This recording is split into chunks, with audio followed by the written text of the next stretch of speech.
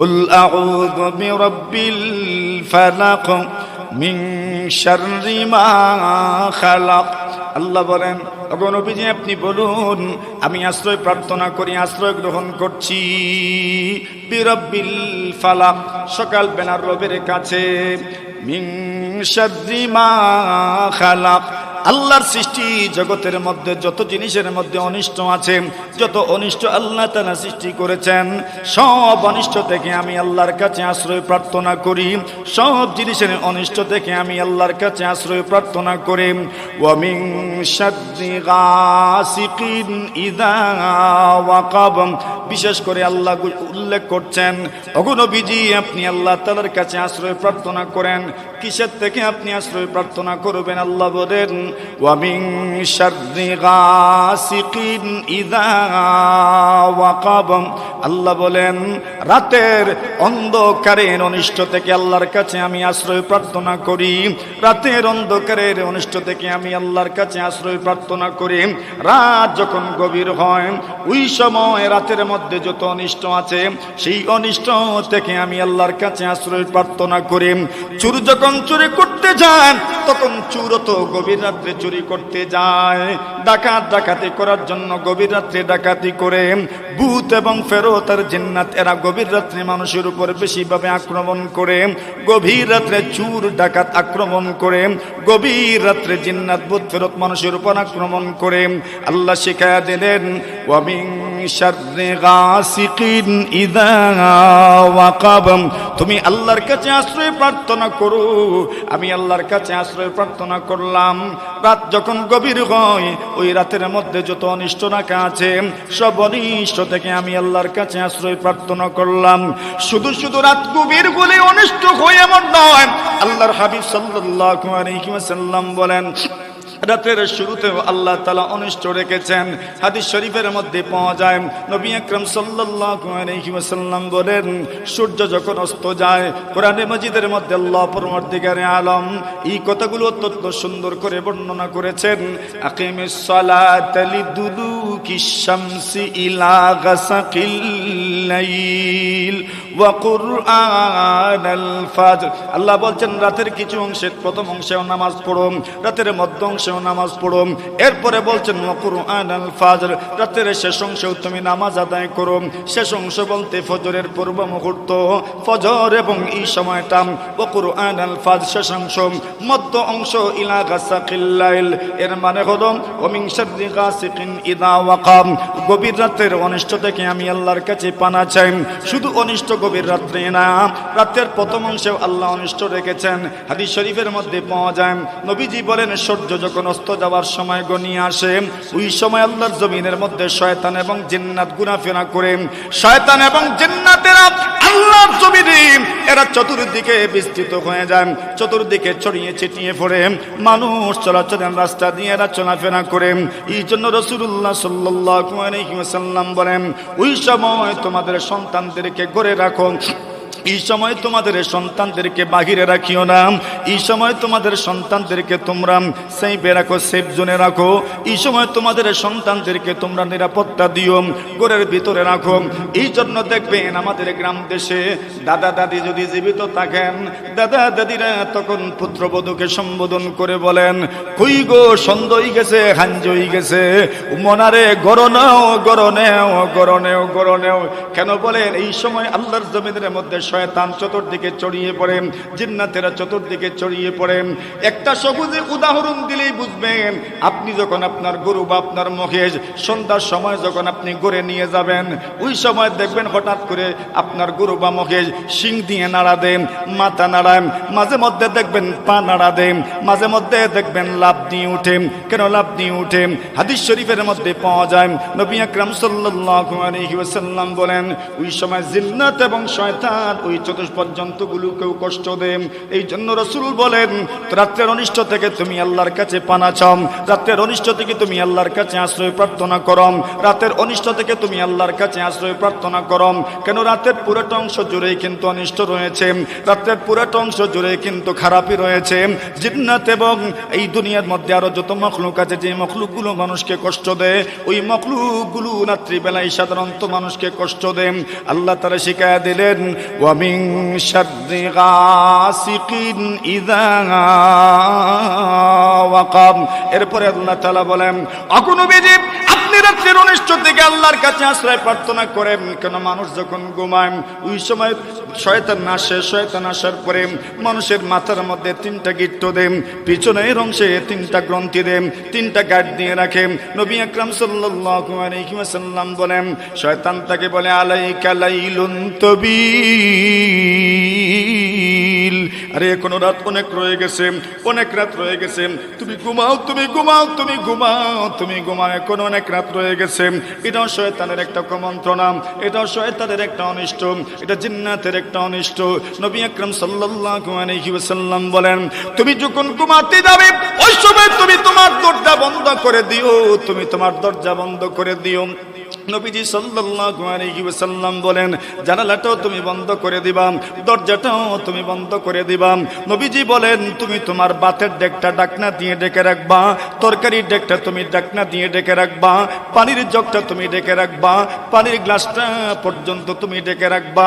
আল্লাহর হাবিব সাল্লাল্লাহু আলাইহি ওয়াসাল্লাম বলেন দরজা বন্ধ করার সময় তুমি পড়বা বিসমিল্লাহ, তুমি দরজা জানালা বন্ধ করার সময় পড়বা তুমি বিসমিল্লাহ, তুমি বোতলটার মুখ যখন তুমি লাগাইবা, টিফা লাগাইবা, ওই সময় তুমি পড়বা বিসমিল্লাহ।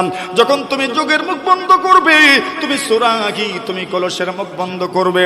কলস তো এখন আর পাওয়া যায় না, এখন তো টেপ পাওয়া যায়। আল্লাহর হাবিব সাল্লাল্লাহু আলাইহি ওয়াসাল্লাম বলেন যোগের মুখ বন্ধ করো আর বিসমিল্লাহ পড়ো, গ্লাসের মুখ বন্ধ করো আর বিসমিল্লাহ পড়ো, টেপটা বন্ধ করো আর তুমি বিসমিল্লাহ পড়ো। টেপ দ্বারা হাত দৌত করা শেষ, মুখ দৌত করা শেষ, কুলি করা শেষ, এবার টেপটা বন্ধ করবেন। নবীজি বলেন তুমি বিসমিল্লাহ পড়ে বন্ধ করে দাও। আল্লাহর হাবিব বলেন তুমি বাতিটা নিভায়া দাও, বাতি নিভায়া দাও, বাতি নিভায়া দাও এবং বিসমিল্লাহ পড়ো, বিসমিল্লাহ পড়ো। কেন জানোনি? জানোনি আল্লাহর হাবিব বলেন বলা যায় না, বলা যায় না। আগের যুগের কথা একটু চিন্তা করেন, ওই যুগেতে ছিল আপনার ল্যামের বিষয়, ওই যুগে ছিল হারিকেনের ব্যাপার। হারিকেনের মধ্যে সুতা আছে, সুতা আছে, ওই সুতাটা যখন কোনো জিন্নাত অথবা কোনো ইনসান অথবা অন্য কোনো মাখলুক, ইঁদুর আছে আপনার ঘরে, বিলাই আছে, ওই বিলাই বা ইঁদুর যখন আপনার ল্যাম্প বা আপনার হারিকেনটা টানতে থাকবে পুরোটা ঘর জ্বলে যাওয়ার সম্ভাবনা আছে। আবার বিলাইয়ের আকৃতি তো জিন্নাতও ধারণ করতে পারে, সাপের আকৃতি জিন্নাত ধারণ করতে পারেন, আপনার ঘরে ইঁদুরের আকৃতি জিন্নাত ধারণ করতে পারেন, এইভাবে আপনার সর্বনাশ করতে পারে, আপনার অনিষ্ট করতে পারে। আল্লাহ শিখায়া দিলেন ওয়া মিন শাররি গাসিকিন ইযা ওয়াকাব। ওগো নবীজি আপনি বলেন আয় আল্লাহ আমি আল্লাহ তাআলার কাছে আশ্রয় প্রার্থনা করি, সকালের রবের কাছে আমি আশ্রয় প্রার্থনা করি। আল্লাহর মাখলুকের মধ্যে যত অনিষ্ট আছে, আল্লাহ তাআলা যত জিনিস সৃষ্টি করেছেন ওই সৃষ্টি জগতের মধ্যে যত অনিষ্ট আছে সব অনিষ্ট থেকে আমি আল্লাহর কাছে আশ্রয় প্রার্থনা করি। বিশেষ করে আল্লাহ বলেন ওয়া মিন শাররি গাসিকিন ইযা ওয়াকাব, গভীর রজনীর অনিষ্ট থেকে আমি আল্লাহর কাছে আশ্রয় প্রার্থনা করি, রাতের অনিষ্ট থেকে আমি আল্লাহর কাছে আশ্রয় প্রার্থনা করি। এরপরে আল্লাহ বলেন ওয়া মিন শাররিন নাফাসাতি ফিল উকাদ। আল্লাহ বলেন ওগো নবীজি আপনি আল্লাহর কাছে আশ্রয় প্রার্থনা করবেন কোন জিনিস থেকে? আল্লাহর কাছে আশ্রয় প্রার্থনা করবেন ওয়া মিন শাররিন নাফাসাতি ফিল উকাদ, গ্রন্থিতে জাদুর মাধ্যমে, গ্রন্থির মধ্যে ফুৎকার দানকারিনী, ফুক দানকারিনী মহিলাদের অনিষ্ট থেকে আমি আপনার কাছে আশ্রয় প্রার্থনা করি। কেন মহিলাদের মধ্যেও জাদু হয়, এখানে শুধু মহিলা উদ্দেশ্য নয়, জাদুকর পুরুষের অনিষ্ট থেকে আমি আপনার কাছে আশ্রয় প্রার্থনা করি, জাদুকর মহিলাদের অনিষ্ট থেকে আমি আপনার কাছে আশ্রয় প্রার্থনা করে, সালামদাতাদের অনিষ্ট থেকে আমি আপনার কাছে আশ্রয় প্রার্থনা করে, সব ধরনের অনিষ্টকারীদের অনিষ্ট থেকে আমি আপনার কাছে আশ্রয় প্রার্থনা করে, ওয়া মিন শাররিন নাফাসাতি ফিল উকাদ, এরপরে আল্লাহ বলেন ওয়া মিন শাররি হাসিদিন ইযা হাসাদ, আল্লাহ বলেন হিংসুক যখন হিংসা করে ওই হিংসুকদের অনিষ্ট থেকে আমি আল্লাহর কাছে আশ্রয় প্রার্থনা করি। সুবহানাল্লাহ। আমি আপনাদের সামনে সূরাতুল ফালাক আপনাদের মুখস্থ এক সূরা আমি তেলাওয়াত করছি। এটা কষ্ট করিয়া মুখস্থ করা লাগে। আলাম তারার ইবাজু তো আমরা মুখস্থ আছে, কিন্তু এগুলোর মধ্যে সবচেয়ে কঠিন হইল কোন সূরা? কুল আউযু বিরাব্বিল ফালাক। ওই সূরা আমরা তেলাওয়াত করেছি। কোরআনে মাজিদের যে বিন্যাস, এই বিন্যাসে 113 নম্বর সূরা হলো সূরাতুল ফালাক। এই সূরা আমরা তেলাওয়াত করেছি। 114 সূরার মধ্যে 113 নম্বর সূরা সূরাতুল ফালাক। এই সূরার বিষয়বস্তু কি? এই সূরার বিষয়বস্তু 3 জিনিসের নাম মেনশন করে, 3 জিনিসের অনিষ্ট থেকে আল্লাহ বাঁচার জন্য আল্লাহ তাআলার কাছে আশ্রয় প্রার্থনা। এই 3 জিনিস সহ আরো যত জিনিস আছে যেগুলোর মধ্যে অনিষ্ট আছে, খারাপ করার বন্ধ করার সম্ভাবনা আছে, এ সকল জিনিস থেকে আল্লাহর রাসূলকে আল্লাহ শিখিয়েছেন আল্লাহর কাছে আশ্রয় প্রার্থনা করার জন্য। যেই 3 জিনিসের অনিষ্ট থেকে আল্লাহর কাছে আশ্রয় চাওয়ার জন্য আল্লাহ শিখিয়েছেন রাসূলকে, সেই 3 জিনিসের এক জিনিস হলো মিন শাররি মা খালাক। আল্লাহর সৃষ্টি জগতের সব জিনিসের অনিষ্ট থেকে। আল্লাহ যা সৃষ্টি করেছেন, এই সৃষ্টি জগতের যে জিনিসের মধ্যে অনিষ্ট আছে, খারাপই আছে, আল্লাহ শিখিয়েছেন আপনি এগুলোর অনিষ্ট থেকে বাঁচার জন্য আল্লাহর কাছে আশ্রয় প্রার্থনা করেন। এটা হচ্ছে সামগ্রিকভাবে অত্যন্ত ব্যাপকভাবে আল্লাহ আমাদেরকে শিখিয়েছে।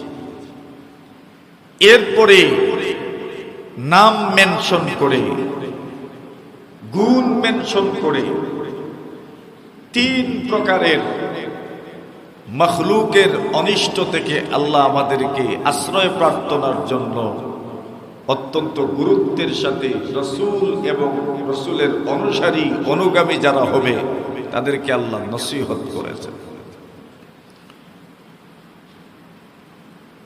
নাম ধরেছেন যে 3 জিনিসের, এর মধ্যে একটা হচ্ছে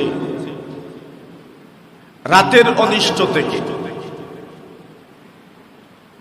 এমন রাত যে রাত গভীর হয়, এই রাতের অনিষ্ট থেকে আল্লাহ তাআলার কাছে আশ্রয় প্রার্থনা করেন।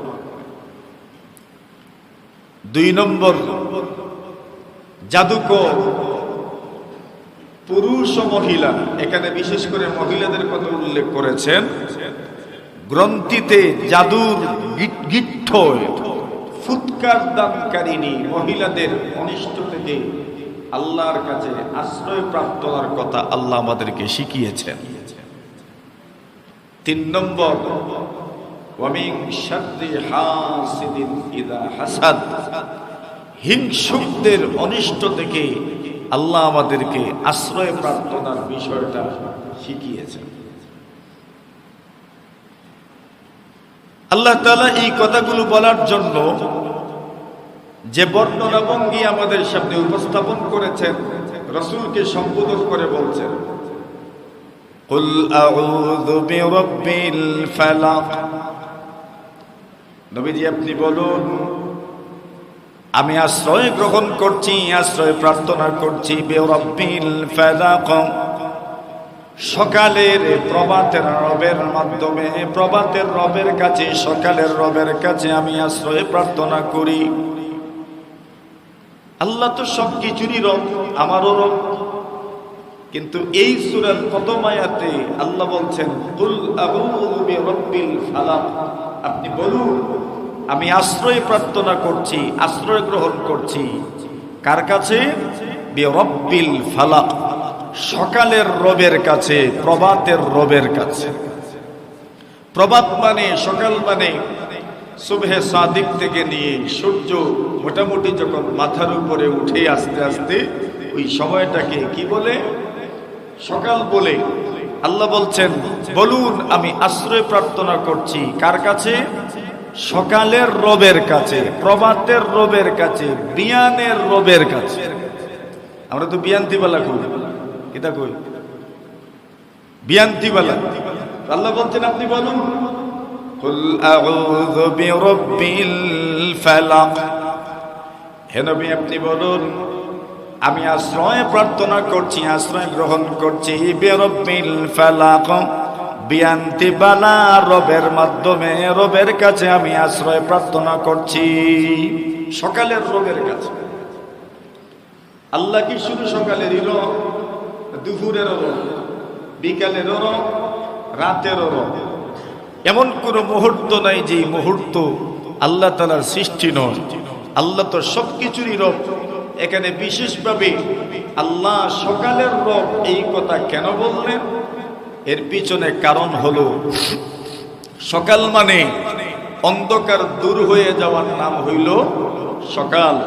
কোনো মানুষ যদি তার রবের কাছে আশ্রয় প্রার্থনা করে, তাহলে সকালের মাধ্যমে যেমন রাতের অন্ধকার দূর হয়ে যায়, সকাল হলে যেমন মানুষের ভয় দূর হয়ে যায়, সকাল হলে যেমন মানুষের ডর দূর হয়ে যায়, সকাল হলে যেমন মানুষের ভীতি দূর হয়ে যায়, ঠিক তেমনি ভাবে কোনো মানুষ যদি তার রবের কাছে আশ্রয় প্রার্থনা করে, তাহলে সব ধরনের ভয় ভীতি দূর করার ক্ষমতা আল্লাহর আছে না নাই? এজন্য আল্লাহ শিখিয়েছেন আপনি আশ্রয় প্রার্থনা করেন কার কাছে? সকালবেলার রবের কাছে। সকালবেলা বলে আল্লাহ আমাদেরকে বোঝাতে চাচ্ছেন সকাল হলে যেমন অন্ধকার দূর হয়ে যায়, মানুষের ভয়ভীতি থাকে না, ঠিক তেমনি ভাবে কোন মানুষ যদি তার রবের কাছে আশ্রয় প্রার্থনা করে, তার রবের উপর ভরসা করে, এই লোকটা ঠকবে না, সর্বক্ষেত্রে সে জিতে যাবে। ঠিক না? সর্বক্ষেত্রে সে জিতবে। ওই কথাটা আল্লাহ আমাদেরকে বিশেষভাবে বুঝিয়েছেন। কুল আউযু বিরাব্বিল ফালাক, নবীজি আপনি বলেন আমি আশ্রয় প্রার্থনা করছি, আশ্রয় গ্রহণ করছি সকাল বেলার রবের কাছে, সকালের রবের কাছে, প্রভাতের রবের কাছে আমি আশ্রয় প্রার্থনা করছি। এই সূরা এবং এর পরের সূরা সূরা নাস, এটা নাজিল হওয়ার একটা প্রেক্ষাপটও আছে। রাসূল আকরাম সাল্লাল্লাহু আলাইহি ওয়াসাল্লামের বিরুদ্ধে মক্কার বেঈমানদের যেমন ষড়যন্ত্রের কোনো শেষ ছিল না, মদিনা যাওয়ার পরে মদিনার অধিবাসী মুনাফিক এবং ইহুদিদের ষড়যন্ত্রের কোনো শেষ ছিল না। কোনোভাবেই তারা রাসূলকে শান্তিতে থাকতে দেবে না। এটা ছিল তাদের একদম যে কোনো কিছুর বিনিময়ে মুহাম্মদকে শান্ত থাকতে দেয়া যাবে না। আল্লাহর রাসূলের সাহাবায়ে কেরাম যখন হাবশায় হিজরত করে গেলেন, সেখানেও তারা লোক পাঠিয়েছে মুসলমান যেন শান্তিতে থাকতে না পারে, কিন্তু তারা সেখানে খুব সুবিধা করে উঠতে পারে নাই। কেননা হাবশা মানে ইথিওপিয়া, মধ্যখানে আরব সাগর, এটা পাড়ি দিয়ে যেতে হয়, স্থল যুদ্ধে অংশগ্রহণ করার কোনো সুযোগ নাই। দ্বিতীয়ত এদের ভাষা মক্কাবাসীর ভাষার চাইতে ভিন্ন ভাষা, বিদায় এদের সাথে তাদের ডিসকাসটা এত সহজ ছিল না।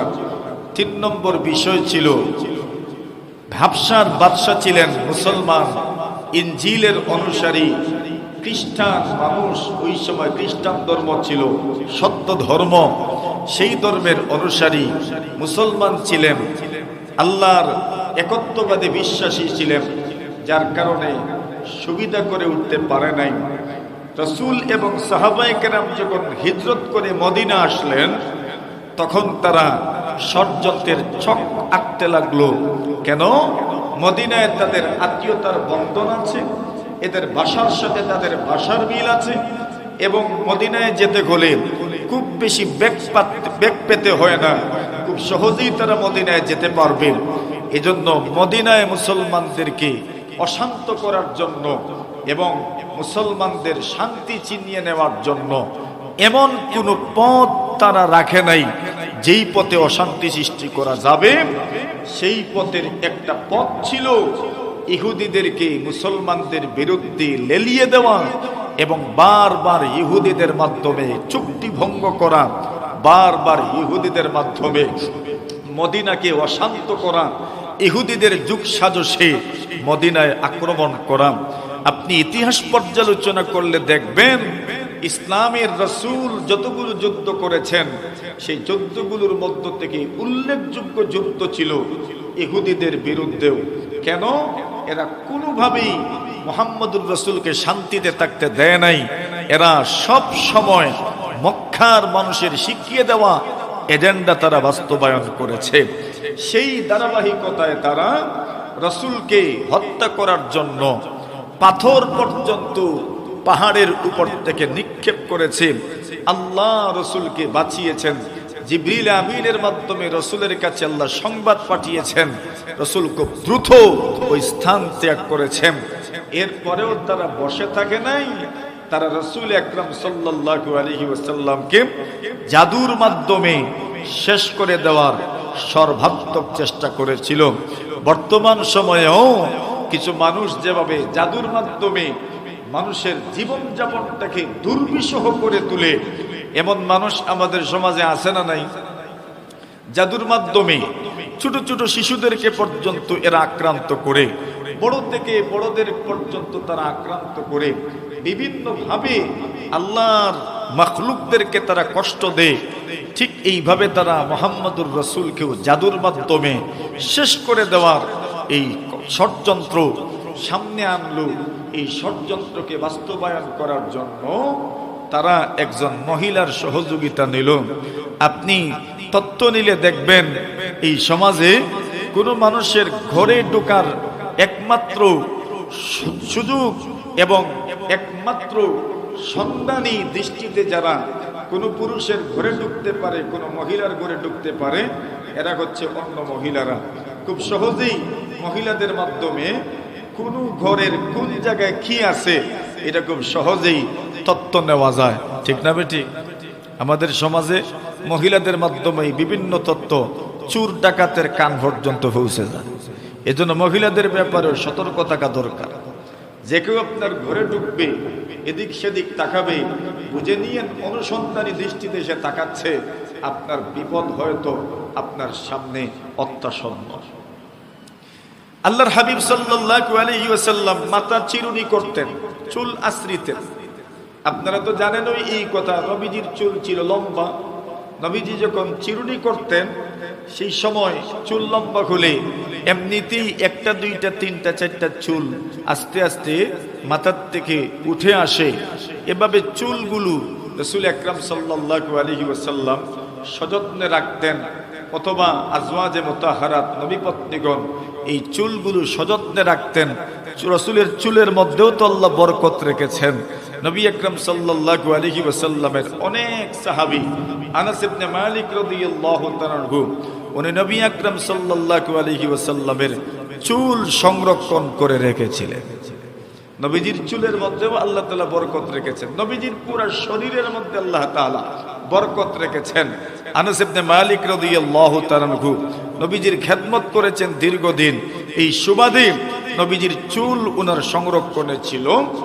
ওই মহিলা নবীজির ঘরে ঢুকে নবীজির মাথার থেকে ছিন্ন কিছু চুল এবং নবীজি চিরুনি করতেন, যেই চিরুনি দিয়ে ওই চিরুনির ভাঙ্গা ছিন্ন কিছু দাঁত, দানা যেটাকে আমরা বলি, এগুলো সে সংরক্ষণ করেছে।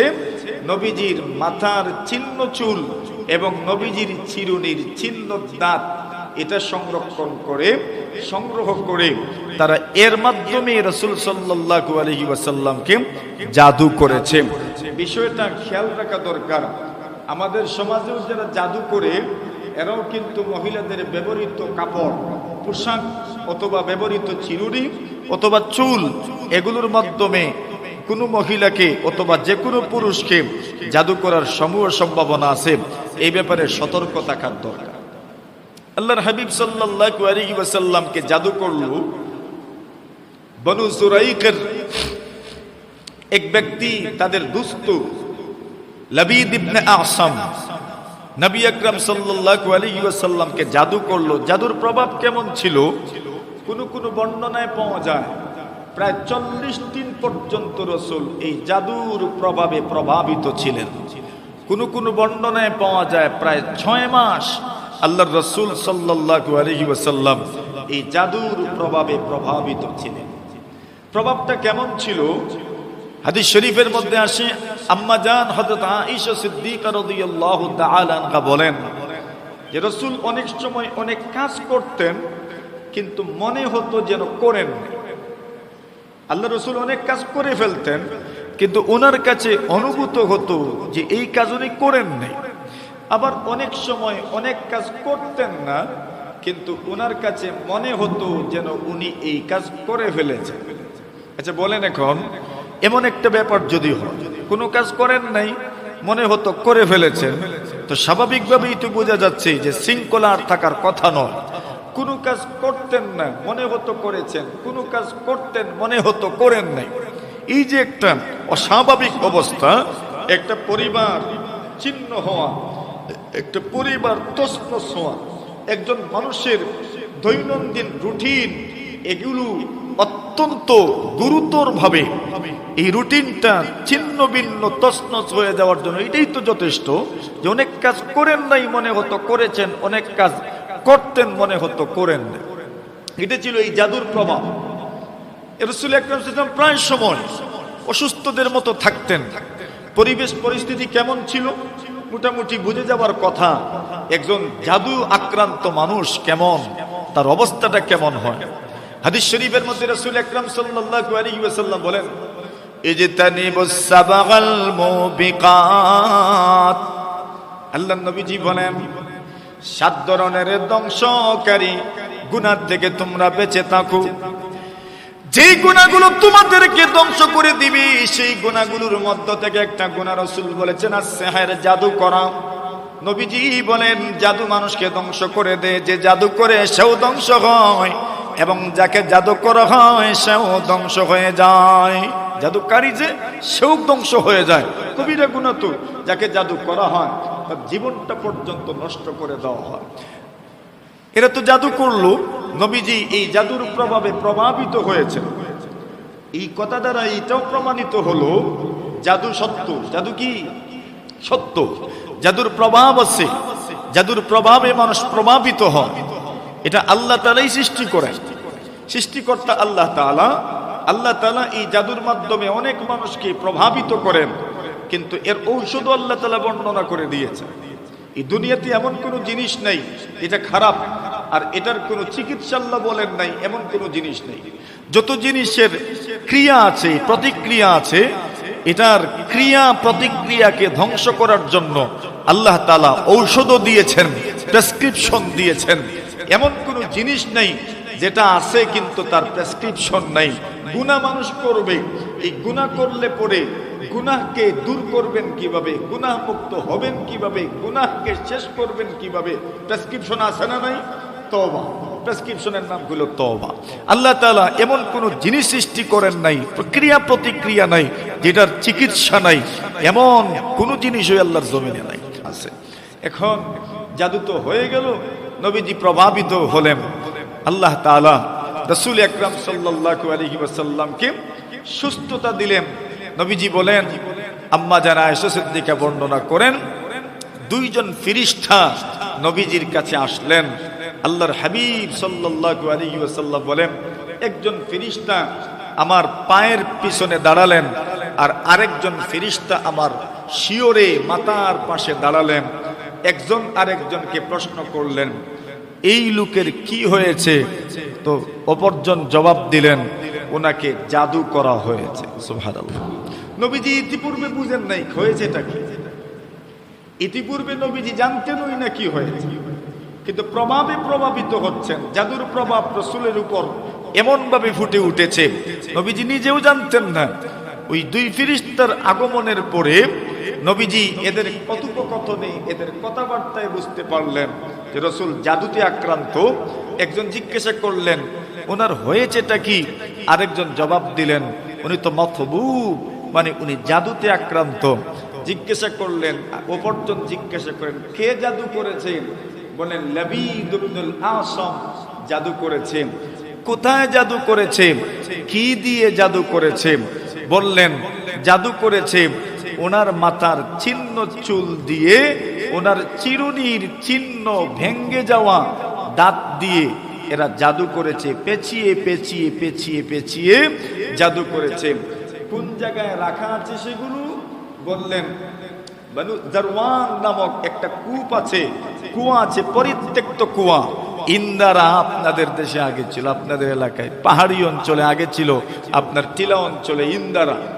এখন এগুলো কম, আগে কুয়া বেশি, কুয়ার উপরই আমরা বেশিরভাগ নির্ভরশীল ছিলাম, এখন কুয়া টুয়া কম। বলছেন পরিত্যক্ত ওই কুয়াতে খেজুরের যে ছড়ি আছে, ওই খেজুরের ছড়ির সাথে মিশিয়ে পাথর চাপা দিয়ে রাখা আছে। এখানে গেলেই দাঁতও পাওয়া যাবে, চুলও পাওয়া যাবে। পাথর সরিয়ে খেজুরের ওই খাদির থেকে চুল এবং চিরনের দাঁতগুলো নিয়ে আসেন, আল্লাহ তাআলা আপনাকে শিফা দান করবেন। সুবহানাল্লাহ।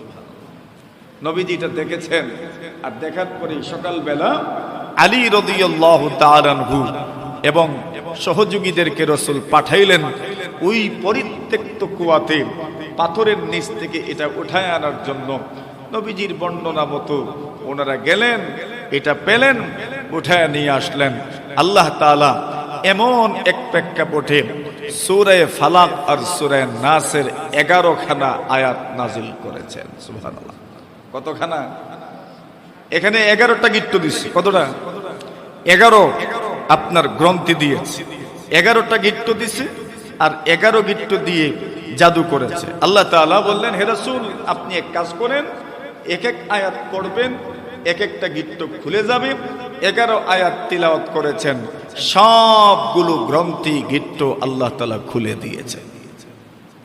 কুল আউযু বিরাব্বিল ফালাক মিন শাররি মা খালাক ওয়া মিন শাররি গাসিকিন ইযা ওয়াকাব ওয়া মিন শাররিন নাফাসাতি ফিল উকাদ ওয়া মিন শাররি হাসিদিন ইযা হাসাদ কুল আউযু বিরাব্বিন নাস মালিকিন নাস মিন ইলাহিন নাস মিন শাররিল ওয়াসওয়াসিল খান্নাস আল্লাযী ইউওয়াসওয়িসু ফি সুদুরিন নাস মিনাল জিন্নাতি ওয়ান নাস। এই 11টা আয়াত তিলাওয়াত করে 11টা গিট্টুর মধ্যে যখন ফু দিয়েছেন, সাথে সাথে গিট্টুগুলো খুলে গেছে। আল্লাহর হাবিব বলেন আমি নিজেকে হালকা অনুভব করতে লাগলাম। ইতিপূর্বে আমার মনের যে অবস্থা ছিল, মানসিক যে অবস্থা ছিল, আল্লাহ তাআলা আমাকে সেই অবস্থা থেকে উত্তরণের ব্যবস্থা করে দিয়েছেন। আমি নিজেকে হালকা অনুভব করতে লাগলাম। নবী আকরাম সাল্লাল্লাহু আলাইহি ওয়াসাল্লামকে বলা হলো ইয়া রাসূলুল্লাহ, ইয়া হাবিবাল্লাহ, নবীজি গো আপনি কেন না এই বিষয়টা প্রকাশ করেন না? আল্লাহর নবীজি লবিদ ইবনে আসম এবং তার সহযোগীদের নাম আপনি কেন প্রকাশ করেন না? আল্লাহর নবী বলেন আরে নাম প্রকাশ করে কি লাভ? শাফাআনিয়াল্লাহ। আল্লাহর নবীজি বলেন আল্লাহ যেহেতু আমাকে শিফা দান করেছেন, আমাকে সুস্থ করে দিয়েছেন, আল্লাহর হাবিব সাল্লাল্লাহু আলাইহি ওয়াসাল্লাম বলেন ফালা উরিদু আন উসিরা ফিন নাসি শাররা। আল্লাহর নবী বলেন আমি লোকদের মধ্যে কোনো ক্রিয়া দেখতে চাই না, প্রতিক্রিয়া দেখতে চাই না। যা হওয়ার তো হয়ে গেছে।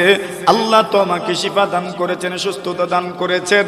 শুধু এতটুকুই সীমাবদ্ধ নয়, এই আয়াতগুলো যদি কেউ তিলাওয়াত করে কিয়ামত পর্যন্ত কোনো মানুষ যদি এই সূরাগুলো তিলাওয়াত করে, আল্লাহ পরওয়ারদিগারে আলম জাদু টোনা থেকে তাকে হেফাজত করবেন।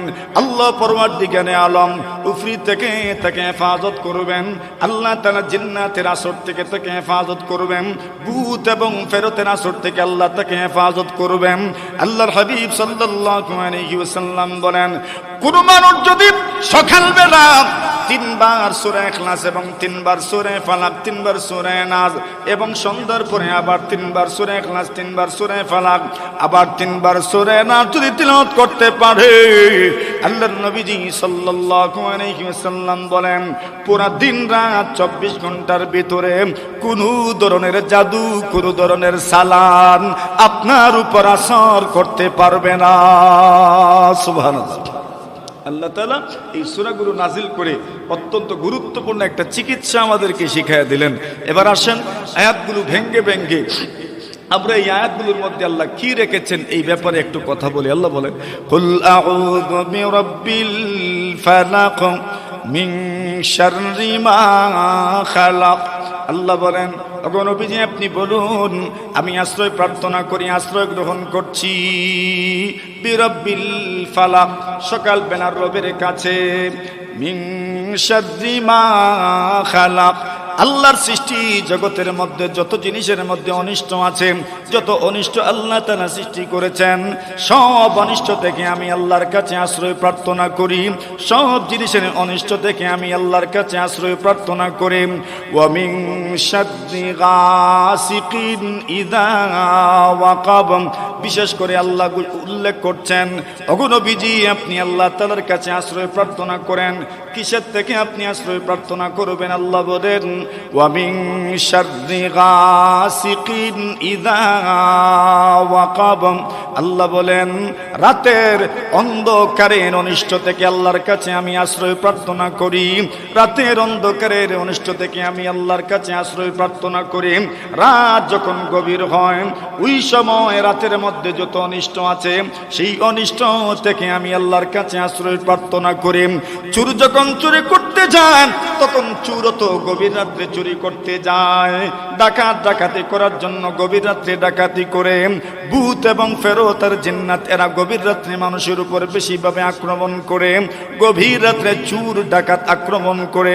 গভীর রাত্রে জিন্নাত ভূত ফেরেশতা মানুষের উপর আক্রমণ করে। আল্লাহ শিখায়া দিলেন, ওয়া মিন শাররি গাসিকিন ইযা ওয়াকাব, তুমি আল্লাহর কাছে আশ্রয় প্রার্থনা করো। আমি আল্লাহর কাছে আশ্রয় প্রার্থনা করলাম। রাত যখন গভীর হয়, ওই রাতের মধ্যে যত অনিষ্ট রাখা আছে সব অনিষ্ট থেকে আমি আল্লাহর কাছে আশ্রয় প্রার্থনা করলাম। শুধু শুধু রাত গভীর বলে অনিষ্ট হয়ে এমন নয়। আল্লাহর হাবিব সাল্লাল্লাহু আলাইহি ওয়াসাল্লাম বলেন, রাতের শুরুতেও আল্লাহ তাআলা অনিষ্ট রেখেছেন। হাদিস শরীফের মধ্যে পাওয়া যায়, নবী আকরাম সাল্লাল্লাহু আলাইহি ওয়াসাল্লাম বলেন, সূর্য যখন অস্ত যায়, কোরআনে মাজিদের মধ্যে আল্লাহ পরওয়ারদিগারে আলম এই কথাগুলো অত্যন্ত সুন্দর করে বর্ণনা করেছেন। আকিমিস সালাতা লিদুলুকিশ শামসি ইলা গাসাকিল লাইল ওয়া কুরআনাল ফাজর। আল্লাহ বলছেন রাতের কিছু অংশে, প্রথম অংশেও নামাজ পড়ো, রাতের মধ্য অংশেও নামাজ পড়ো। এরপরে বলছেন ওয়া কুরআনাল ফাজর, রাতের শেষ অংশেও তুমি নামাজ আদায় করো। শেষ অংশ বলতে ফজরের পূর্ব মুহূর্ত, ফজর এবং এই সময়টা। ওয়া কুরআনাল ফাজর শেষ অংশ, মধ্য অংশ ইলা গাসাকিল লাইল, এর মানে হলো ওয়া মিন শাররি গাসিকিন ইযা ওয়াকাব, গভীর রাতের অনিষ্ট থেকে আমি আল্লাহর কাছে পানা চাই। শুধু অনিষ্ট গভীর রাত্রে না, রাতের প্রথম অংশেও আল্লাহ অনিষ্ট রেখেছেন। হাদিস শরীফের মধ্যে পাওয়া যায়, নবীজি বলেন সূর্য যখন অস্ত যাওয়ার সময় গনিয়ে আসে, ওই সময় আল্লাহর জমিনের মধ্যে শয়তান এবং জিন্নাত ঘোরাফেরা করে। শয়তান এবং জিন্নাতেরা আল্লাহর জমিনে এরা চতুর্দিকে বিস্তৃত হয়ে যায়, চতুর্দিকে ছড়িয়ে ছিটিয়ে পড়ে। মানুষ চলাচলের রাস্তা দিয়ে এরা চলাফেরা করে। এই জন্য রাসূলুল্লাহ সাল্লাল্লাহু আলাইহি ওয়াসাল্লাম বলেন, ওই সময় তোমাদের সন্তানদেরকে ঘরে রাখো। এই সময় তোমাদের সন্তানদেরকে বাহিরে রাখিও না, এই সময় তোমাদের সন্তানদেরকে তোমরা সেফে রাখো, সেফ জোনে রাখো। এই সময় তোমাদের সন্তানদেরকে তোমরা নিরাপত্তা দিও, ঘরের ভিতরে রাখো। এই জন্য দেখবেন আমাদের গ্রাম দেশে দাদা দাদি যদি জীবিত থাকেন, দাদা দাদিরা তখন পুত্রবধূকে সম্বোধন করে বলেন, কই গো সন্ধ্যা হয়ে গেছে, হাঞ্জ হয়ে গেছে, মনারে গরনেও গরনেও গরনেও গরনেও। কেন বলেন? এই সময় আল্লাহর জমিনের মধ্যে শয়তান চতুর্দিকে ছড়িয়ে পড়ে, জিন্নাতেরা চতুর্দিকে ছড়িয়ে পড়ে। একটা সবুজে উদাহরণ দিলেই বুঝবেন। আপনি যখন আপনার গরু বা আপনার মহেশ সন্ধ্যার সময় যখন আপনি গড়ে নিয়ে যাবেন, ওই সময় দেখবেন হঠাৎ করে আপনার গরু বা মহেশ শিং দিয়ে নাড়া দেন, মাথা নাড়ায়, মাঝে মধ্যে দেখবেন পা নাড়া দেন, মাঝে মধ্যে দেখবেন লাফ দিয়ে উঠে। কেন লাফ দিয়ে উঠে? হাদিস শরীফের মধ্যে পাওয়া যায়, নবী আকরাম সাল্লাল্লাহু আলাইহি ওয়াসাল্লাম বলেন, ওই সময় জিন্নাত এবং শয়তান ওই চতুষ্পদ জন্তুগুলোকেও কষ্ট দেন। এই জন্য রাসূল বলেন, রাতের অনিষ্ট থেকে তুমি আল্লাহর কাছে পানা চাও, রাতের অনিষ্ট থেকে তুমি আল্লাহর কাছে আশ্রয় প্রার্থনা করো, রাতের অনিষ্ট থেকে তুমি আল্লাহর কাছে আশ্রয় প্রার্থনা করো। কেন? রাতের পুরোটা অংশ জুড়েই কিন্তু অনিষ্ট রয়েছে, রাতের পুরোটা অংশ জুড়ে কিন্তু খারাপই রয়েছে। জিন্নাত এবং এই দুনিয়ার মধ্যে আরো যত মখলুক আছে, যে মখলুকগুলো মানুষকে কষ্ট দেয়, ওই মখলুকগুলো রাত্রিবেলায় সাধারণত মানুষকে কষ্ট দেয়। আল্লাহ তাআলা শিখায়া দিলেন, ওয়া মিন শাররি গাসিকিন ইযা ওয়াকাব। এরপরে আল্লাহ তাআলা বলেন, অকুনবিজি আপনি রাত্রির অনিষ্ট থেকে আল্লাহর কাছে আশ্রয় প্রার্থনা করেন। কেন? মানুষ যখন ঘুমায় ওই সময় শয়তান আসে, শয়তান আসার পরে মানুষের মাথার মধ্যে তিনটা গিট্ট দেন, পিছনের অংশে তিনটা গ্রন্থি দেন, তিনটা গাঁট দিয়ে রাখে। নবী আকরাম সাল্লাল্লাহু আলাইহি ওয়াসাল্লাম বলেন, শয়তান তাকে বলে, আলাইকা লাইলুন তাবিল, আরে এখনো রাত অনেক রয়ে গেছে, অনেক রাত রয়ে গেছে, তুমি ঘুমাও, তুমি ঘুমাও, তুমি ঘুমাও, তুমি ঘুমাও, এখনো অনেক রাত রয়ে গেছে। এটাও শয়তানের একটা কুমন্ত্রণা, এটাও শয়তানের একটা অনিষ্ট, এটা জিন্নাতের একটা অনিষ্ট। নবী আকরাম সাল্লাল্লাহু আলাইহি ওয়াসাল্লাম বলেন, তুমি যখন ঘুমাতে যাবে ওই সময় তুমি তোমার দরজা বন্ধ করে দিও, তুমি তোমার দরজা বন্ধ করে দিও। নবীজি সাল্লাল্লাহু আলাইহি ওয়াসাল্লাম বলেন, জানালাটাও তুমি বন্ধ করে দিবা, দরজাটাও তুমি বন্ধ করে দিবা। নবীজি বলেন, তুমি তোমার ভাতের ডেকটা ঢাকনা দিয়ে ঢেকে রাখবা, তরকারির ডেকটা তুমি ঢাকনা দিয়ে ঢেকে রাখবা, পানির জগটা তুমি ঢেকে রাখবা, পানির গ্লাসটা পর্যন্ত তুমি ঢেকে রাখবা। আল্লাহর হাবিব সাল্লাল্লাহু আলাইহি ওয়াসাল্লাম বলেন, দরজা বন্ধ করার সময় তুমি পড়বা বিসমিল্লাহ, তুমি দরজা জানালা বন্ধ করার সময় পড়বা তুমি বিসমিল্লাহ, তুমি বোতলটার মুখ যখন তুমি লাগাইবা, টিফা লাগাইবা, ওই সময় তুমি পড়বা বিসমিল্লাহ। যখন তুমি যোগের মুখ বন্ধ করবে, তুমি সূরা কি তুমি কলসের মুখ বন্ধ করবে। কলস তো এখন আর পাওয়া যায় না, এখন তো টেপ পাওয়া যায়। আল্লাহর হাবিব সাল্লাল্লাহু আলাইহি ওয়াসাল্লাম বলেন, যোগের মুখ বন্ধ করো আর বিসমিল্লাহ পড়ো, গ্লাসের মুখ বন্ধ করো আর বিসমিল্লাহ পড়ো, টেপটা বন্ধ করো আর তুমি বিসমিল্লাহ পড়ো। টেপ দ্বারা হাত দৌত করা শেষ, মুখ দৌত করা শেষ, কুলি করা শেষ, এবার টেপটা বন্ধ করবেন। নবীজি বলেন, তুমি বিসমিল্লাহ পড়ে বন্ধ করে দাও। আল্লাহর হাবিব বলেন, তুমি বাতিটা নিভায়া দাও, বাতি নিভায়া দাও, বাতি নিভায়া দাও এবং বিসমিল্লাহ পড়ো, বিসমিল্লাহ পড়ো। কেন জানোনি? জানোনি? আল্লাহর হাবিব বলেন, বলা যায় না, বলা যায় না। আগের যুগের কথা একটু চিন্তা করেন। ওই যুগেতে ছিল আপনার ল্যাম্পের বিষয়, ওই যুগে ছিল হারিকেনের ব্যাপার। হারিকেনের মধ্যে সুতা আছে, সুতা আছে। ওই সুতাটা যখন কোনো জিন্নাত অথবা কোনো ইনসান অথবা অন্য কোনো মাখলুক, ইঁদুর আছে আপনার ঘরে, বিলাই আছে, ওই বিলাই বা ইঁদুর যখন আপনার ল্যাম্প বা আপনার হারিকেনটা টানতে থাকবে, পুরোটা ঘর জ্বলে যাওয়ার সম্ভাবনা আছে। আবার বিলাইয়ের আকৃতি তো জিন্নাত ধারণ করতে পারে, সাপের আকৃতি জিন্নাত ধারণ করতে পারেন, আপনার ঘরে ইঁদুরের আকৃতি জিন্নাত ধারণ করতে পারেন। এইভাবে আপনার সর্বনাশ করতে পারে, আপনার অনিষ্ট করতে পারে। আল্লাহ শিখায়া দিলেন, ওয়া মিন শাররি গাসিকিন ইযা ওয়াকাব। ওগো নবীজি আপনি বলেন, আয় আল্লাহ, আমি আল্লাহ তাআলার কাছে আশ্রয় প্রার্থনা করি, সকালের রবের কাছে আমি আশ্রয় প্রার্থনা করি।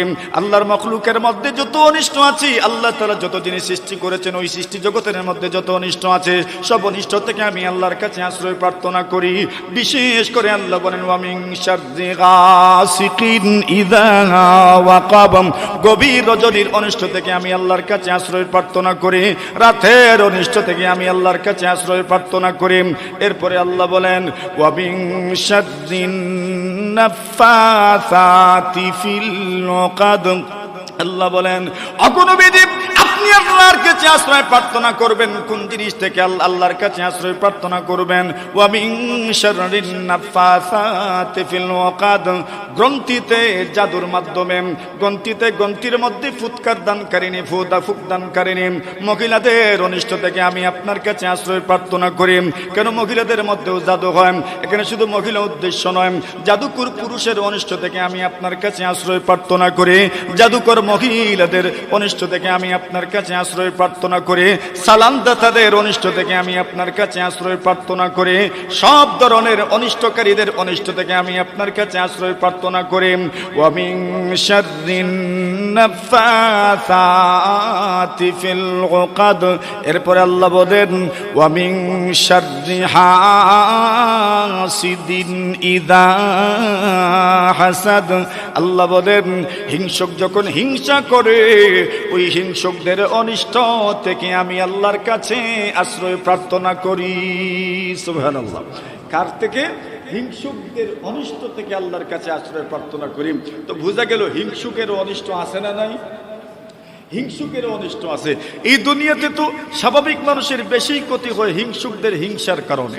নবী আকরাম সাল্লাল্লাহু আলাইহি ওয়াসাল্লাম বলেন, আল্লাহ তাআলা আমাকে শিখায়া দিয়েছেন ওয়া মিন শাররি হাসিদিন ইযা হাসাদ, হিংসুক যখন হিংসা করে ওই হিংসুকের অনিষ্ট থেকে আমি আল্লাহর কাছে আশ্রয় প্রার্থনা করি।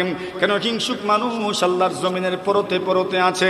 এই দুনিয়াতে আপনি যদি একটু সফলতার দিকে, একটু সামনের দিকে অগ্রসর হন, আপনি যদি সফলতার দিকে ধাবিত হন, আপনি যদি সফলতার দিকে এগিয়ে যান, আপনার দুশমন এবং আপনার হিংসুকদের সংখ্যা কমবে না, বরং বেড়ে যাবে। ঠিক কিনা? এই দুনিয়াতে কোনো মানুষ যখন সফলতার দিকে ধাবিত হয় তখন আমরা বাঙালি মানুষ তো এটা টানিয়ে লামানোর চেষ্টা করে। ঠিক না? ঠিক মানুষ নাইনি সমাজ না আছে। দেখছেন নি আল্লাহর বান্দা বলছিল বলে আমরা দেশের জাতীয় খেলার নাম কিতা? আমরা দেশের জাতীয় খেলা কোনটা? কফটি, কাবাডি, হাডুডুডু, এটা জাতীয় খেলা। এটা আমরা দেশের জাতীয় খেলা হলো হাডুডুডু। আচ্ছা, হাডুডুডু জাতীয় খেলার খেলা নাই বলে এই হাডুডুডুর সাথে বাঙালি জাতির নেচার এবং তাদের গতিমতির পুরা মিল আছে। হাডুডুডুতে একজন সফল হইতে চায়, প্রাণপণ চেষ্টা করে সফল হওয়ার জন্য, আর বাকি সবাই মিলে এর টানে। কেন টানে? সফল হতে দিতে চায়, সফল হতে দেয় না, সফল হতে দেয় না। কেউ সফল হইতে চায় আর বাকি সবাই টানে তাকে ব্যর্থ করার জন্য। তো বাঙালির সাথে এই খেলার একবারে মিল আসেনি না নাই?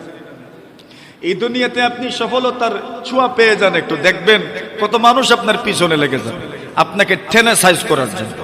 অভাব নাই, রেডি মানুষ আপনাকে সাইজ করার জন্য। আপনাকে সফল হতে দেবে না, প্রাণপণ চেষ্টা করবে।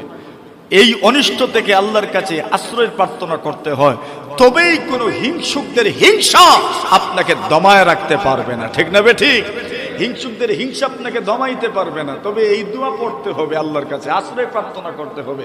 ওয়া মিন শাররি হাসিদিন ইযা হাসাদ, আল্লাহ রাসূল সাল্লাল্লাহু আলাইহি ওয়াসাল্লাম বলেন ইন্নাল হাসাদ, জেনে রাখো নিশ্চয় হাসাদ, হিংসা এমন একটা জিনিস, ইয়াকুলুল হাসানাত কামা তাকুলুন নারুল হাতাব। আল্লাহর নবী বলেন নিশ্চয় নিশ্চয় হিংসা মানুষের আমলকে নষ্ট করে দেয়। যেমন ভাবে মানুষের কাঠকুণ্ড, লাকড়ির টুকরা আগুনের মাধ্যমে যেমন ভাবে লাকড়ি একদম শেষ হয়ে যায়, লাকড়ি যেমন আগুনের মাধ্যমে একদম শেষ হয়ে যায়, আল্লাহর হাবিব বলেন মানুষের আমল মানুষের হিংসা নষ্ট করে দেয়। এই দুনিয়াতে যত মানুষ হিংসুক, হিংসুকদের আমলের কোনো দাম নাই, হিংসুকদের আমলের কোনো দাম নাই। আল্লাহ পরবর্তীকারে আলম বলেন তুমি যে হিংসা করো কেন করো, কেন করো? এই ব্যক্তিকে যা দিয়েছেন দিয়েছেন তো আল্লাহ, তবে কি তুমি আল্লাহর উপর প্রশ্ন করতে চাও? না না, তুমি আল্লাহর উপর প্রশ্ন করতে পারো না।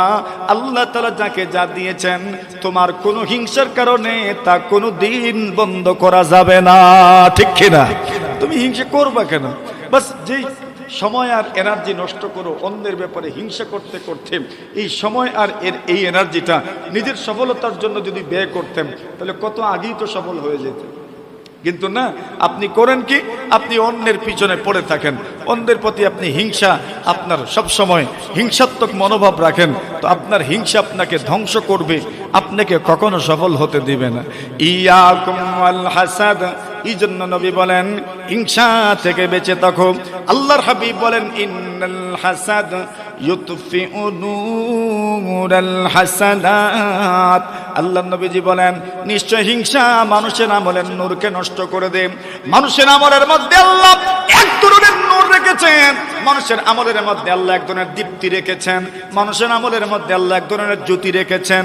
সেই আমলের প্রভাব মানুষের অন্তরে পড়ে, আমলের কারণে মানুষের অন্তর আলোকিত হয়, আমলের কারণে মানুষের অন্তর উজ্জ্বল হয়, আলোকের কারণে আমলের কারণে মানুষের অন্তর আলোকিত হয়, আর আমলের কারণে মানুষের অন্তর পরিষ্কার হয়। কিন্তু হিংসুক যারা হয় এদের আমল থাকে না, আমল থাকে না, আমলের নূরও থাকে না। হিংসুকদের অন্তরটা কি পরিমাণ কালো হয়, যদি দেখানো যেত তবে চামার মতো কারো শক্তি থাকতো না, ঠিক না? এমন ভাবে এদের অন্তরটা কালো হয়ে যাবে। হিংসা এমন এক আগুনের নাম, এই আগুনে স্বয়ং হিংসুক জ্বলে। যার প্রতি হিংসা করেন ওই ব্যক্তির কোনো ক্ষতি হয় না, কিন্তু হিংসুক জ্বলতে থাকে।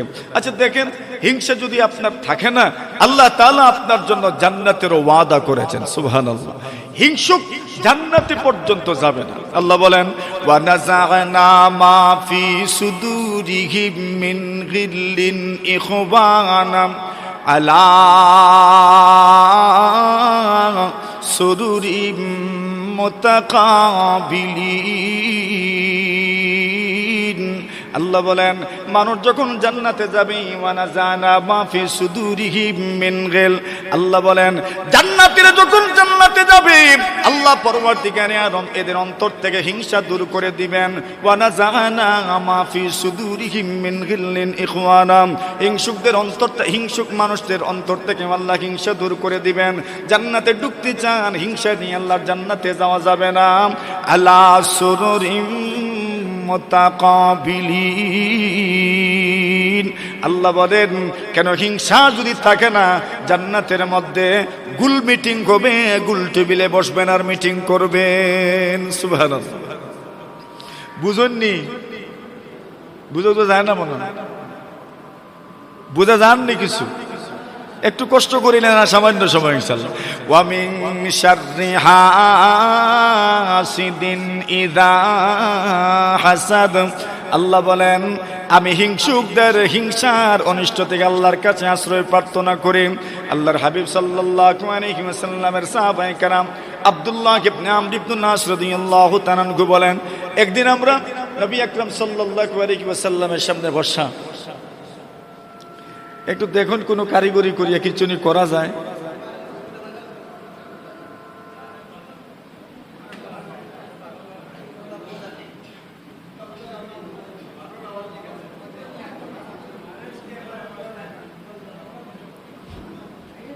এখন কিছু বোঝা যায়নি, কিছু ওই আগের মতো হয়েছে আর কি।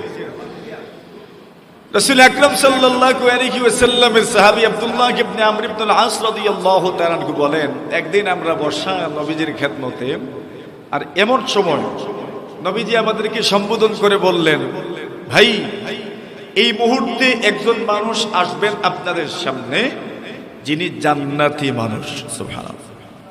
ইয়াতলু আলাইকুমুল আনা রাজুলুম মিন আহলিল জান্নাহ, আল্লাহ নবীজি বলেন এই মুহূর্তে আপনাদের সামনে এমন একজন মানুষ আসবেন যিনি জান্নাতি মানুষ। সাহাবায়ে কেরাম বলেন এমন বড় একটা ঘোষণা শুনেছি, যিনি আসবেন ইনি জান্নাতি মানুষ। আমরা চোখ কান খুলে রাখলাম ওনাকে দেখার জন্য। জান্নাতি মানুষ আসবেন, না দেখলে কি হয়? আল্লাহ নবীর সাহাবী বলেন আমরা যেই লোকটাকে দেখলাম এই লোকটা যে জান্নাতি মানুষ আমাদের বিশ্বাস হয় নাই। কেন? ওই লোকটাকে তেমন বেশি আমল করতে আমরা দেখি নাই। তো বিশ্বাস না হইলে কি, নবী তো বলছেন এখনই আসবেন আর উনি এসেছেন। আচ্ছা, পরের দিন ঠিক আবার এরকম বললেন যে একজন মানুষ আসবেন যিনি জান্নাতি মানুষ। আমরা চোখ কান খোলা রাখলাম, তাকায়া দেখি গতকাল যিনি এসেছেন আজকে উনি আবার এসেছেন। সুবহানাল্লাহ। এর মানে বুঝলাম যে উনি ওই জান্নাতি মানুষ। পরের দিন আবার নবীজি বললেন, ইয়াতলু আলাইকুমুল আনা রাজুলুম মিন আহলিল জান্নাহ। আল্লাহর নবী বলেন, এমন একজন মানুষ এখনই আসবেন যিনি জান্নাতি মানুষ। এইভাবে আমরা থেকে রইলাম, তাকায় দেখি গত 2 দিন যিনি এসেছিলেন উনি আজকে আবার এসেছেন, বুঝতে বাকি রইল না উনি জান্নাতি মানুষ। আব্দুল্লাহ ইবনে আমর ইবনে আস বলেন, আমি পরের দিন সময় করে ওনার বাড়িতে চলে গেলাম। ওনাকে বাড়িতে গিয়ে বললাম, আমি আপনার ঘরে মেহমান হতে চাই। মেজবান বললেন, আমার ভাগ্য কত সুপ্রসন্ন, আমি না চাইতো মেহমান পেয়ে গেলাম। আল্লাহর বান্দা বলেন, আমি আপনাকে সাদরে গ্রহণ করতে রাজি, আপনি আমার মেহমান। 1 দিন 2 দিন 3 দিন পর্যন্ত মেজবানের ঘরে উনি থাকলেন। 3 দিন যখন শেষ হয়ে গেল, চলে আসবেন। আসার সময় মেজবানকে সম্বোধন করে বলেন, হে নবীর সাহাবী, আমি আপনাকে একটা প্রশ্ন করতে চাই, প্রশ্নের উত্তরটা আপনি আমাকে মেহেরবানি করে দিবেন। প্রশ্নের আগে একটা ঘটনা আপনাকে শোনাইতে চাই। জি বলেন, কি ঘটনা বলবেন? আল্লাহর বান্দা বলেন, 1 দিন নয়, 2 দিন নয়, 3 দিন পর্যন্ত রাসূল বলেছেন, এই মুহূর্তে তোমাদের সামনে এমন একজন আসবেন যিনি জান্নাতি মানুষ। আর 3 দিনই আমরা দেখেছি আপনি আমাদের সামনে এসেছেন। এর অর্থ দাঁড়ায় আল্লাহর নবীজির সেই ইঙ্গিতকৃত জান্নাতি মানুষ হচ্ছেন আপনি। সুবহানাল্লাহ। দেখুন, আমি এসেছি রাত্রিবেলা আপনার আমল দেখার জন্য। কি আমল করে আপনি দুনিয়ায় থাকতে জান্নাতের সুসংবাদ পেয়ে গেলেন, ওই আমলটা আমি দেখার জন্য এসেছি। বলুন না, কি আমল আপনি করেন? উনি বলেন, রে ভাই, আমার তেমন কোনো আমল নাই যে আমলে আমি জান্নাতি হব, তবে একটা আমল আমার আছে, যে আমল আমি কন্টিনিউ করি। সেই আমল হইল যে আমি রাত্রে যে ঘুমাই, কোনো মানুষের ব্যাপারে কোনো হিংসা নিয়ে আমি রাত্রে ঘুমাই না। ঘুম থেকে যে আমি জাগ্রত হই, কোনো মানুষের ব্যাপারে কোনো হিংসা নিয়ে আমি ঘুম থেকে জাগ্রত হই না। আল্লাহর বান্দা বলেন, হ্যাঁ হ্যাঁ, এই আমলেই আপনি জান্নাতি হয়েছেন। আর আমাদের অন্তর এরকম পরিষ্কার নয়, এজন্য আমরা আপনার স্তরে পৌঁছতে পারি নাই। সুবহানাল্লাহ। তাহলে কি বোঝা গেল? হিংসামুক্ত থাকার দরকার। আল্লাহ শিখাইছেন, ওয়া মিন শাররি হাসিদিন ইযা হাসাদ। আল্লাহ বলেন, ওগো নবীজি, আপনি আমার কাছে আশ্রয় প্রার্থনা করেন। কোন জিনিস থেকে আপনি আশ্রয় প্রার্থনা করবেন? আল্লাহ বলেন, ওয়া মিন শাররি হাসিদিন ইযা হাসাদ। হিংসুক যখন হিংসা করে, হিংসুকদের অনিষ্ট থেকে আপনার কাছে আশ্রয় প্রার্থনা করি। নবীজি বলেন, এই আমলগুলো যদি কেউ কন্টিনিউ করতে পারে, আল্লাহ তাআলা তাকে সব ধরনের বিপদ আপদ থেকে হেফাজত করবেন। নবীজি এক হাদিস শরীফের মধ্যে বলেন, উকবাত ইবনে আমির রাদিয়াল্লাহু তাআলা আনহু বলেন, আল্লাহর রাসূল আমাকে একদিন বললেন, আলা আদুল্লুকা আলা খাইরি সুমারিন আলা সালাসি সুমার উনজিলাত ফিত তাওরাতি ওয়াল ইনজিলি ওয়াজ জাবুর ওয়াল ফুরকানিল হামিদ। আল্লাহর নবীজি বলেন, এরকম তোমরা আলা ওয়াল্লিমুকা খায়রা সালাসি সুওয়ার উনজিলাত ফিত তাওরাতি ওয়াল ইনজিলি ওয়াজ জাবুরি ওয়াল ফুরকানিল হামিদ। আল্লাহর নবী বলেন, আমি কি তোমাকে উত্তম 3টা সূরা বলবো না? যে 3টা সূরা আল্লাহ তাওরাতেও নাজিল করেছেন, ইনজিলেও নাজিল হয়েছে, জাবুরেও নাজিল হয়েছে, কোরআনে মাজিদের মধ্যেও নাজিল হয়েছে। উকবাত ইবনে আমির বলেন, ইয়া রাসূলুল্লাহ, অবশ্যই বলা, ইয়া রাসূলুল্লাহ, জাআলানি আল্লাহু ফিদাকা। আল্লাহর নবীজি গো, অবশ্যই বলুন, অবশ্যই বলুন, আল্লাহ যেন আমাকে আপনার উৎসর্গ হওয়ার জন্য কবুল করেন। যেই সূরাগুলো আল্লাহ তাআলা কোরআনের মধ্যে, জাবুরের মধ্যে, ইনজিলের মধ্যে, তাওরাতের মধ্যে নাজিল করেছেন, ওই সূরাগুলো আপনি আমাকে অবশ্যই শিখান। উকবাত ইবনে আমির বলেন, নবীজি শিখাইলেন, কুল হুয়াল্লাহু আহাদ, কুল আউযু বিরাব্বিল ফালাক, কুল আউযু বিরাব্বিন নাস। আল্লাহর নবীজি বলেন, ইয়া উকবা লা তানসাকুন্না ওয়া লা তাবিত লাইলাতান হাত্তা তাকরাহুন। জি বলেন, এর উকবাত ইবনে আমির, এই যে 3টা সূরা আমি নবীজি তোমাকে শিখাইলাম, ওই 3টা সূরা তুমি ভুলে যেও না।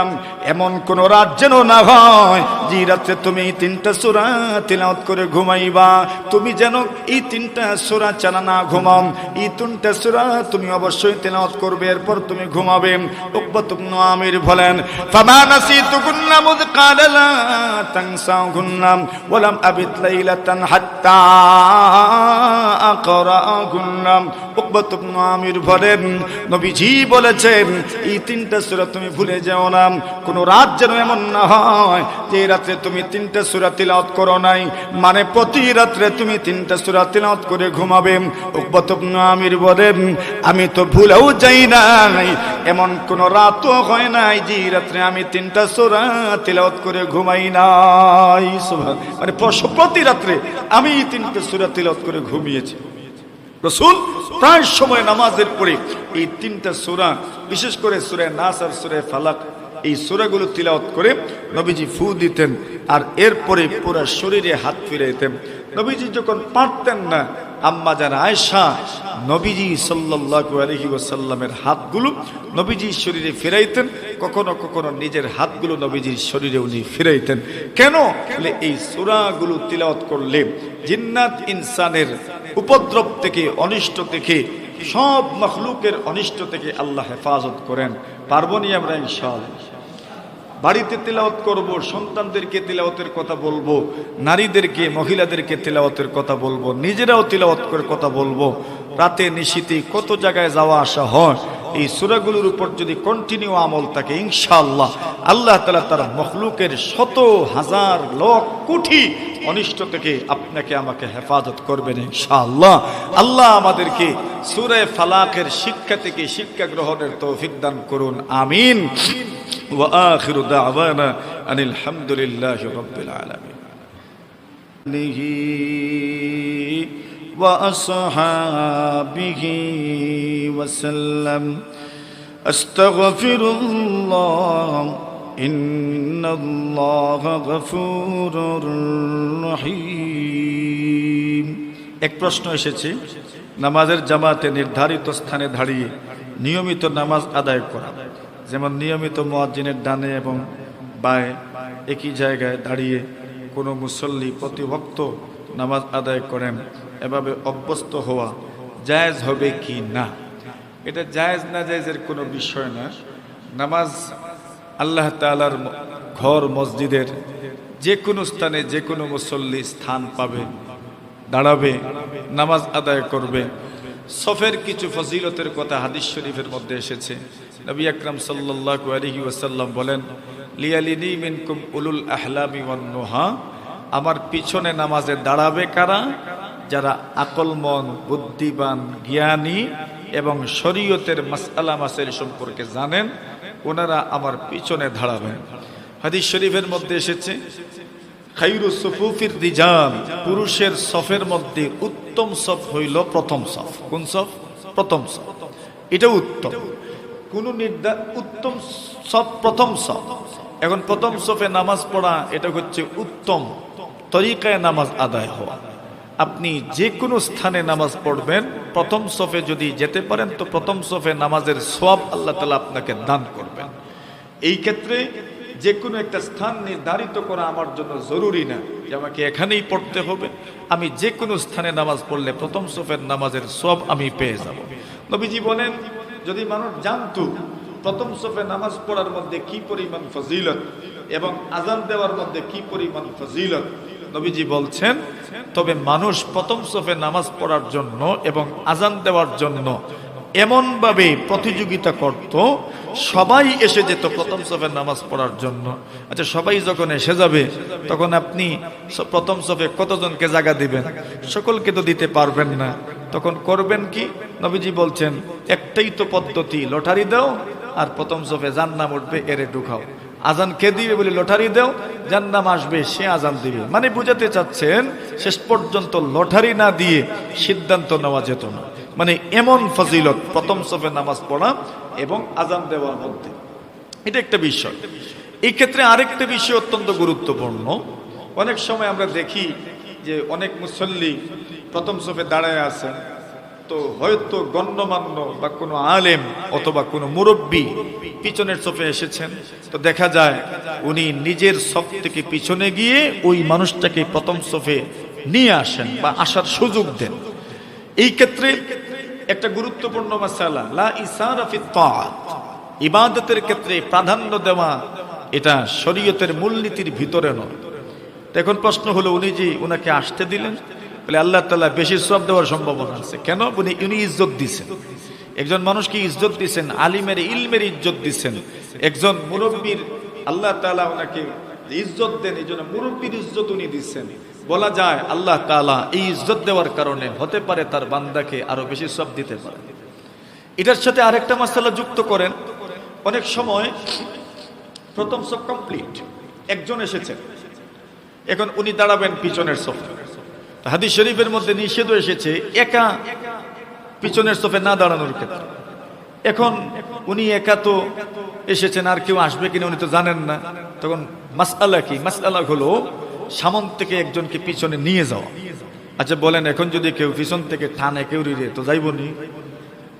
আমি নামাজ, তুই টানাস কি? আচ্ছা, এরপরে মায়েরও লাগতে হবে। এখন যদি উনি প্রথম সফ থেকে পিছনে চলে যান, তাহলে প্রথম সফের ফজিলত উনি ছেড়ে দিলেন, স্বেচ্ছায় ছেড়ে দিচ্ছেন। প্রথম সফের ফজিলত উনি ছেড়ে দিচ্ছেন, স্বেচ্ছায় পিছনে গেছেন। এখন কত হইল? স্বেচ্ছায় ছাড়লেন, যে লাভটা কি?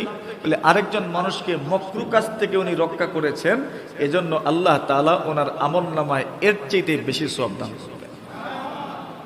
এটা শরীয়তের কিছু মূলনীতি আছে। এখন যেটা প্রশ্ন এসেছে যে নির্ধারিত করে নেয়া, এটি নির্ধারিত করে নেয়ার অর্থ কি? যদি এমন হয় যে কোনো কারণে যদি এখানে উনি দাঁড়াতে না পারেন বা কেউ এসে বসে যান, যদি দেখা যায় যে ওনাকে উঠায় দেওয়ার পর্যায়ে চলে যায়, এমন একটা অবস্থা যদি সৃষ্টি হয়, তবে এটা শরীয়তের দৃষ্টিতে গর্হিত কাজ।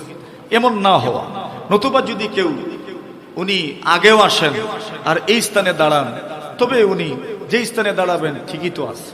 উনি যেহেতু প্রথমে এসেছেন, আপনি আরো আগে চলে আসেন, অসুবিধা কি? এটা কোনো ব্যাপার না, কোনো ব্যাপার না। তো এখন উদ্দেশ্য কি বা উনি কোন নিয়তে দাঁড়ান তা তো আর আমি জানি না। তবে এই বিষয়গুলো যত নর্মালাইজ হবে, যত সহজ হবে, ততই ভালো। যারা আমরা এমন মন মানসিকতা রাখি যে আমি এক স্থানে নামাজ, এখানে আরেকটা বিষয় হুজুরা তো বলেন, আপনারা শুনেছেন, আপনাদের যোগ্য ইমাম সাহেব খতিব সাহেবের জবান থেকে শুনে থাকবেন যে একজন মানুষ শুধু এক জায়গায় নামাজ পড়বে কেন?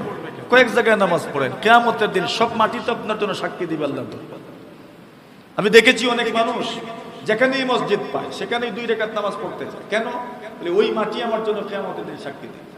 আপনি আপনার মসজিদেও মাশাআল্লাহ একদিন এক জায়গায় পড়ছেন, আরেকদিন আরেক জায়গায় পড়েন, ওই মাটিটা কিয়ামতের দিন আপনার জন্য আল্লাহর দরবারে সাক্ষী দিবে, আল্লাহ এই লোকটা আমার মধ্যে সিজদা করেছে। তো এই ব্যাপারে যারা আমরা পড়ি, আমাদের ওই ব্যাপারে সতর্ক থাকার দরকার। এবং আমরা যারা নামাজ পড়ি, মুসল্লিয়ানে কেরাম, আমরা তো আল্লাহকে খুশি করার জন্য এখানে আসি। আরেকজন মানুষের আমলের যে মন মানসিকতা, আমলের প্রতি যে আগ্রহ, সেই আগ্রহ দেখে আমিও তার মতো বা তার চাইতে বেশি করার চেষ্টা করব। এই মন মানসিকতা থাকার দরকার। আমি কারো আমলের উপর নুক্তাচুনি করার আগে আমি তার চেয়ে কিভাবে এগিয়ে যেতে পারি সেই প্রতিযোগিতা হওয়া দরকার। ওয়া ফি যালিকা ফালইয়াতানাফাসিল মুতানাফিসুন। আল্লাহ তৌফিক দান করুন, আমিন। ওয়া আখিরু দাওয়ানা আলহামদুলিল্লাহি রাব্বিল আলামিন।